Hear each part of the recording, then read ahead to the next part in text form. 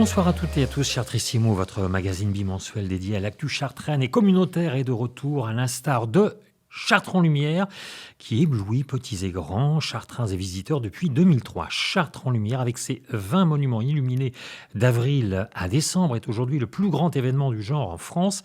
Pour en parler et s'en réjouir, Jean-Pierre Gorge, maire de Chartres et président de Chartres Métropole, et Laurent L'Huillery, conseiller municipal délégué à l'animation de la ville et à la politique événementielle en charge de Chartres en Lumière. C'est clairement votre bébé, Laurent, Chartres en Lumière. Oh, c'est un bébé commun. Un bébé Après, commun. J'ai pris peut-être les rênes du bébé au départ, mais c'est un bébé commun, bien entendu. Comment l'idée vous est-elle venue de créer un événement à Chartres autour de la lumière ? C'est 2003. 2003, c'est le lancement du parking Cœur de Ville. Ici, vous voyez, en octobre-novembre, on va mettre les barrières. Donc, on sent que la population va être vraiment embêtée. Alors, bon, la période est censée être courte, parce qu'il y avait un débat entre 28 mois, 18 mois. Bon. Mais avec les boulevards remaniés, de toute façon, il va y avoir un bazar entre 2004 et puis fin 2006. Voilà, donc on sait que c'est le désordre. Et donc, comment détourner le regard des Chartrards ? C'est vraiment, au départ, c'est ça l'astuce. Donc, il y a quelques expériences. Ce n'est pas les premiers à mettre en lumière. Amiens avait mis en lumière. Donc, ici, il y avait des personnes qui connaissaient un peu tout ça. Et je me suis dit, il faut faire un événement qui va détourner l'attention. Et puis, voilà, ça a commencé en 2003, et puis on s'est mis dans un rythme de le faire, avec un nombre de monuments réduit, puisqu'au départ, il y en avait 5, et pour mettre ça en permanence dans la ville, animer la cité sur une période, plutôt la période estivale, donc voilà.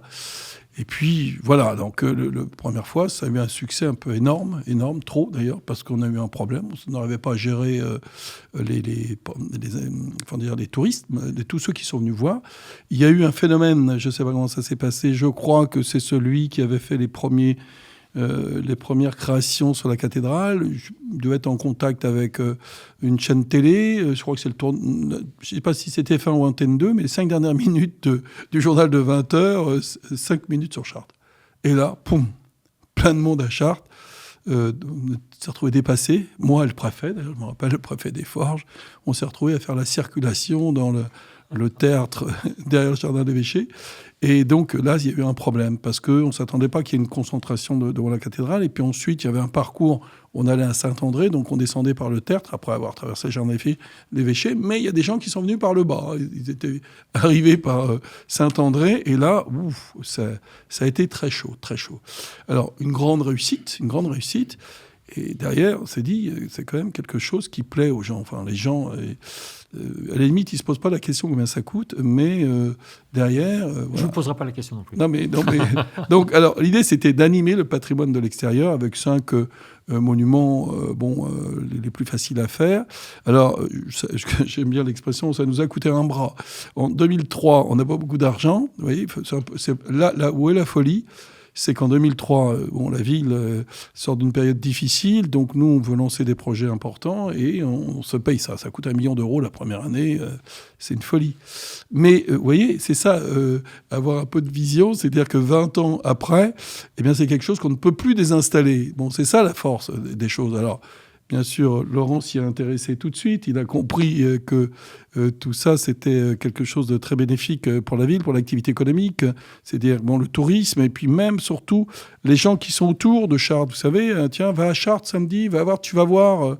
Ils ont allumé les bâtiments, c'est sympa. Alors les gens viennent un peu plus tôt dans l'après-midi, ils regardent la ville, ils se promènent, ils vont aux terrasses de café. Et puis ensuite, ils Chartres en lumière, quelques monuments comme ça, bien habillés. Et puis ensuite, l'été, complété par les estivales de Chartres qui montent en puissance. Donc on commence sans s'en rendre compte, à inventer un produit, une destination. Vous voyez, sans trop se le dire. On est un peu en expérimentation. Mais quand on voit l'affluence, ce qui se passe, on dit, écoutez, ça vaut le coup. Alors, voilà. C'est comme ça que c'est né.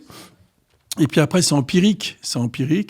Avec un gros travail de Laurent pour élargir, réactualiser, parce que bon, une fois que vous avez vu la cathédrale, c'est comme si vous alliez dans un zoo, par exemple, vous voyez le même éléphant tout le temps. Bon, soit vous êtes amoureux de l'éléphant, mais là, il faut que le décor, il change un peu.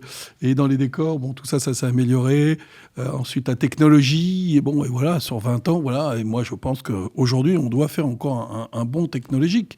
Hein, mais franchement, c'est assez remarquable parce qu'on dit 1 million de visiteurs par an. Ouais, 1 million de visiteurs par an. Ouais, ça a été chiffré à peu près, avec un temps fort qui est la fête de la lumière, là où vraiment il y a beaucoup de monde. On a estimé qu'à un moment il doit y avoir à peu près 200 000 personnes qui sont là autour. Il y a du monde partout, on ne peut pas circuler. Je n'aime pas trop cette fête de la lumière.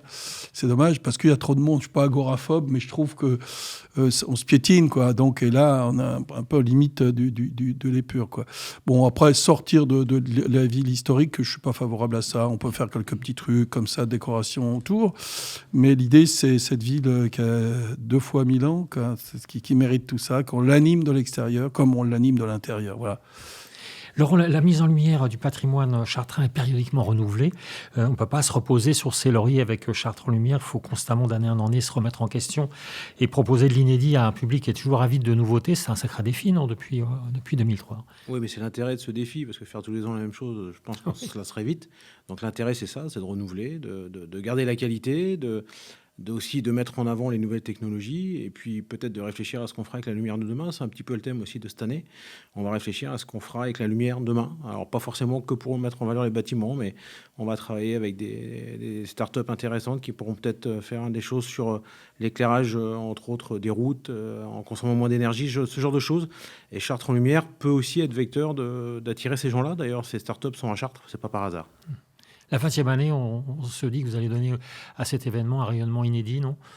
On va essayer, on y travaille évidemment, donc on démarre en avril là, et puis évidemment il y aura les 20 ans de la fête de la lumière, donc c'est quelque chose qu'on prépare et sur lequel on va s'appliquer, ouais, bien entendu. Alors, ce qui est extraordinaire, c'est de voir à quel point les Chartrains sont fidèles à cet événement. Alors, on sait évidemment que ça draine des touristes. C'était un peu le but aussi, le tourisme. C'est-à-dire que les touristes aiment venir à Chartres, mais autrefois, il ne restait qu'une journée. Ce qui peinait beaucoup les hôteliers. Ça a changé, ça, non ? Ben oui, parce qu'en fait, les gens venaient à Chartres essentiellement pour la cathédrale. La cathédrale est connue dans le monde entier, mais donc ce qui fait que Chartres est connue par sa cathédrale. Donc, en fait, Chartres, c'est une ville magnifique. Et vous avez là ce secteur sauvegardé, qui fait 81 hectares de ville ancienne, qui a gardé un peu son jus, et puis qui est agréable, qui se piétonise totalement. Il y a un patrimoine dedans qui est fort. Vous savez que la période médiévale, il y avait 100 clochers dans cet espace-là. Quand on creuse à chaque fois qu'on fait des fouilles archéologiques, on retrouve des structures d'anciennes églises. Alors, ça a été démonté, remonté, donc c'est très intéressant. C'est une autre place du catholicisme. Hein. C'est connu dans le monde par ça. Et donc, le fait de mettre ce patrimoine en lumière, ça fait que les gens ne passent pas... Vous voyez, ils descendent du car comme font les comment ça s'appelle, les tours opérateurs. C'est-à-dire qu'on amène les gens, on les fait descendre et vous avez 20 minutes, vous avez une demi-heure, vous rentrez dans la cathédrale, vous sortez, vous en faites pas une bonne lecture. Celui qui rentre dans la cathédrale, il comprend pas, il sait pas ce que c'est que ce qui a été cette architecture, comment ça a été construit, le gothique abouti, parce que Chartres c'est le gothique abouti. Il faut expliquer tout ça.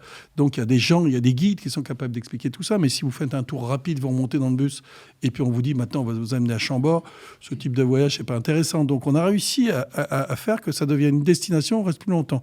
On le voit par les nuitées, vous savez, avec le Office de tourisme comptabilise toutes ces nuitées. Puis en plus, il y a des gens qui payent, qui rentrent dans les caisses de l'Office du tourisme.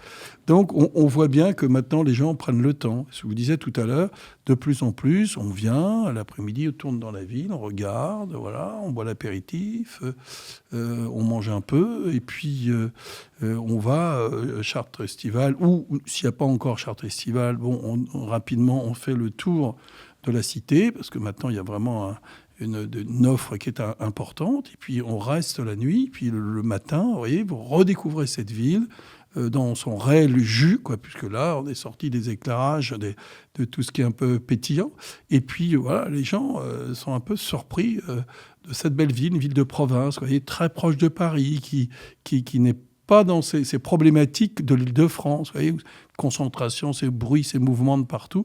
Il y a un côté paisible, vous voyez, c'est ça qu'on appelle, nous, la ville apaisée, vous voyez. On capitalise sur ce qui est 2000 ans d'histoire.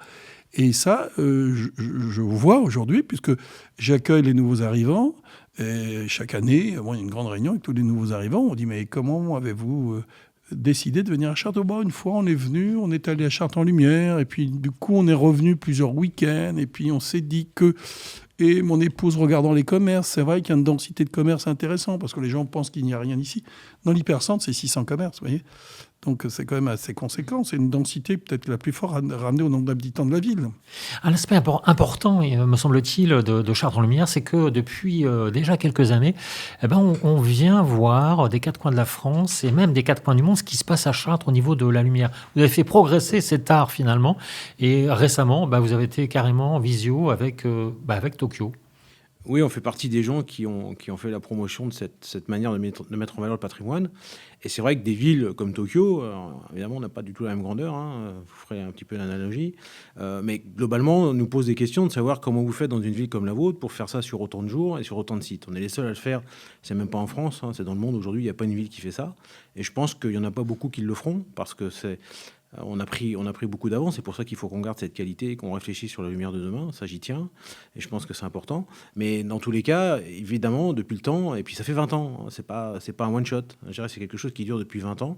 Donc les gens se posent la question, comment une ville comme Chartres peut faire ça?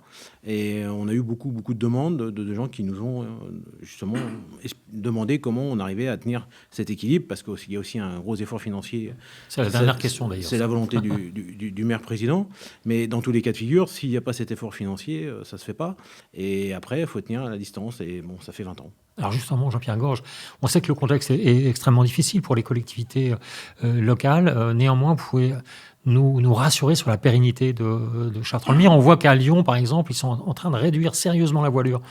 Non, il y a hors de question. D'abord, Laurent a montré que les coûts, c'est quand même marginal par rapport à la consommation d'une ville. Ça, c'est le premier point. Et vous voyez, dans ces temps, on parle de développement durable. Les gens nous font de procès, mais vous consommez de l'électricité. Vous vous rendez compte, au moment où on n'en a pas, vous avez vu les phénomènes de pointe qu'on n'arrivait pas à assurer. D'abord, c'est dans des heures où il n'y a pas forcément les mêmes besoins énergétiques au niveau du pays. Mais vous voyez, on dit à peu près 1 million de personnes par an. Admettons que chacun passe 2 heures. 2 millions d'heures des gens passés à, comme ça, marcher et regarder de la lumière. Ils ne consomment rien à côté. Vous voyez ? Ils ne sont pas chez eux à utiliser, je sais pas, un certain nombre d'équipements électriques. Ils ne sont pas dans leur voiture, ils ne polluent pas. Et je prétends que Chartres-en-Lumière est écologique, puisqu'il met à l'arrêt des gens pendant 2 millions d'heures par an. Faites le bilan, vous allez voir qu'on fait gagner de l'énergie et on protège l'environnement en faisant Chartres-en-Lumière. Laurent Luelric, Jean-Pierre Gorge, merci beaucoup. Chers auditeurs et auditrices, vous pourrez réécouter cette émission Chartrissimo sur www.radiograndciel.fr. Avant de clore, je voulais remercier toute l'équipe de CEMIN, parce que c'est dans les studios de CEMIN que cette émission a été réalisée. Un grand merci à vous.